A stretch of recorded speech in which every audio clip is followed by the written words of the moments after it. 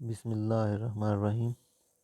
Dear student, आज हमारा lecture बहुत ही इम्पोर्टेंट लेक्चर है और ये वो टॉपिक है जो लॉन्ग क्वेश्चन में अक्सर आता रहता है। इस चैप्टर में लॉन्ग क्वेश्चन में जो 3-4 लॉन्ग इम्पॉर्टेंट क्वेश्चन हैं उनमें से ये जो है उसमें शामिल है। तो इसमें उसी पीछे लेक्चर को अगर आपने गौर से सुना हो तो उसी में से तो ये आपके लिए बहुत आसान होगा। इसमें ये है कि अगर आपने पिछले लेक्चर जो है अटेंड नहीं किए या सुनने नहीं है तो काइंडली जो है उनको पहले सुन लें, इसके बाद जो है ना इसकी तरफ आएँ, क्योंकि इसमें वही चीज़ें यूज़ हो रही हैं, वही फार्मूले यूज़ हो रहे हैं जो हम पहले डिस्कस कर चुके हैं। हमारे टॉपिक है addition of vector by rectangular components, यानी रेक्टेंगुलर कंपोनेंट को इस्तेमाल करते हुए हमने वेक्टर्स को ऐड करना है। पहले हम वैसे वेक्टर को ऐड करते थे हेड टू टेल रूल के ज़रिए। अब हम वेक्टर्स के पहले जो है बनाएंगे, रेक्टेंगुलर कंपोनेंट्स बनाएंगे और फिर हम उसको ऐड करेंगे। अब इसके लिए हमारे पास जो वेक्टर्स हैं वो ये हैं। एक वेक्टर ये है जिसको आप नाम दे सकते हैं F1। ये यहाँ पर अब ये देखें कि वेक्टर F1 एक वेक्टर गिवन है और एक वेक्टर है F2। ये दो वेक्टर जो है ये गिवन वेक्टर हैं कि हमारे पास दिए हुए हैं। अब F2 को इस वेक्टर F2 को उठा के इसके हेड पे रखना है F1 के, क्योंकि इनको ऐड कर रहे हैं तो इसलिए F2 को उठा के F1 के हेड के साथ इस तरह ये F मिलाया गया है। तो ये F2 हो गया।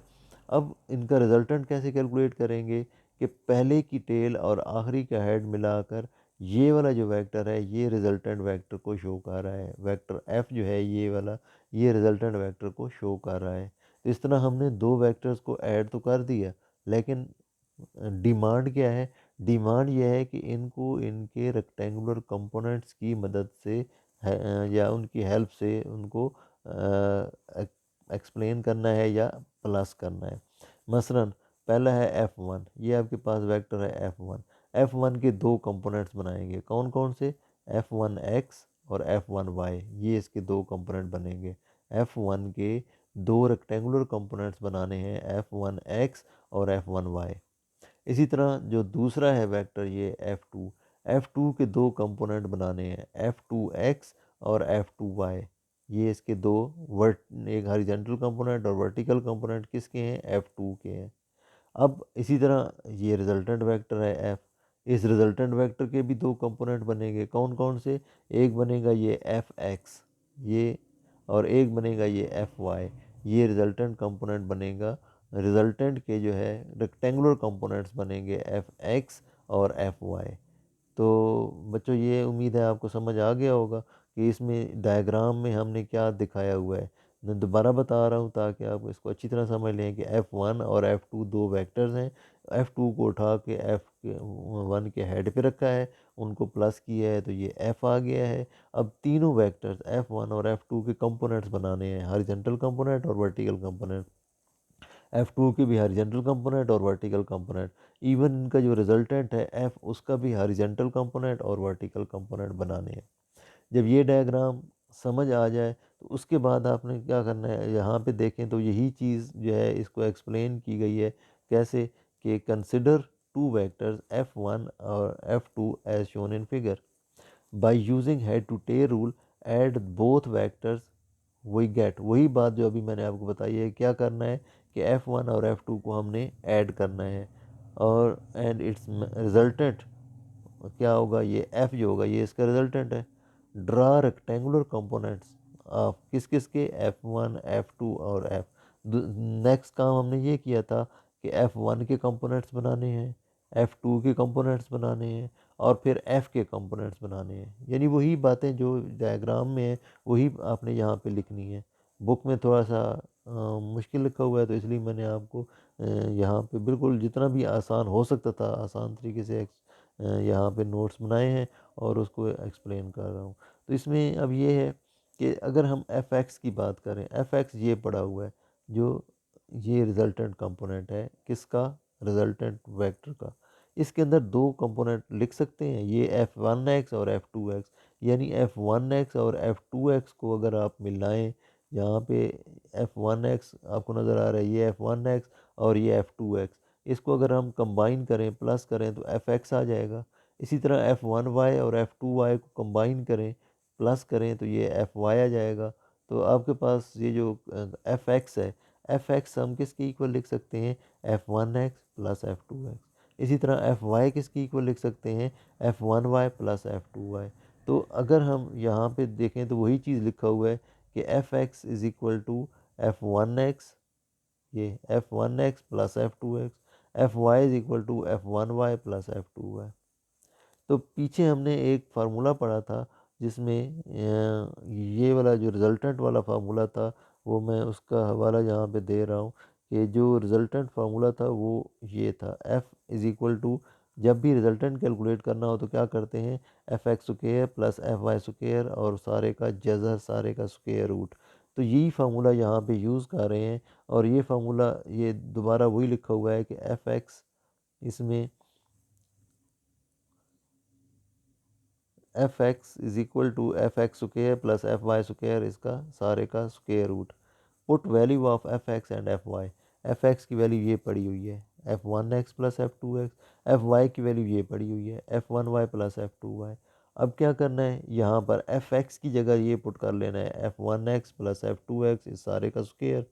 एफ वाई की जगह ये पुट कर लेना है F one Y plus F two Y का सारे का स्क्वेयर, और इस सारे का स्क्वेयर रूट ले लेना है, जज़र ले लेना है। तो ये जो आपके पास फार्मूला आया है, इसको हम कहते हैं कि ये रिजल्टेंट आ गया है किसका, उनके कंपोनेंट्स को ऐड करके हम दो वेक्टर्स के कंपोनेंट्स लिए हैं, उनको प्लस किया है और ये रिजल्टेंट आ जाता है।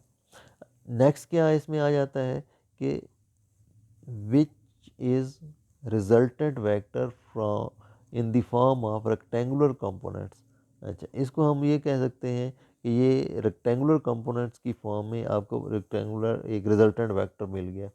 अब अगर हमने की डायरेक्शन फाइंड करनी है थीटा, थीटा के लिए भी पहले हम ये फार्मूला लगा चुके हैं, tan theta is equal to F Y over F X. मैं आपको दोबारा ये दिखा देता हूँ कि इसमें हमने ये पढ़ा था tan theta is equal to F Y over F X. यही फार्मूला दोबारा यूज़ कर रहे हैं यहाँ पर, और इसके कंपोनेंट्स यहाँ पे ऐड करेंगे। एफ वाई के कंपोनेंट ये पड़े हुए हैं F one Y plus F two Y, F X के कंपोनेंट ये पड़े हुए हैं F one X plus F two X. इनके कंपोनेंट्स यहाँ पे जब ऐड करेंगे, इसके अंदर पुट करेंगे, तो ये आपके पास बन जाएगा F one Y plus F two Y divided by F one X plus F two X. और जब हम टेन थीटा को इधर लेकर आएंगे, ये जो टेन थीटा है, टेन थीटा को अगर इधर लेके आते हैं तो क्या बन जाता है, tan theta is equal to tan, theta is equal to tan inverse of, ये आगे वही आ जाएगा F one Y plus F two Y divided by F one X और प्लस एफ टू एक्स, ये फार्मूला बन जाता है। अब यहाँ पे जो है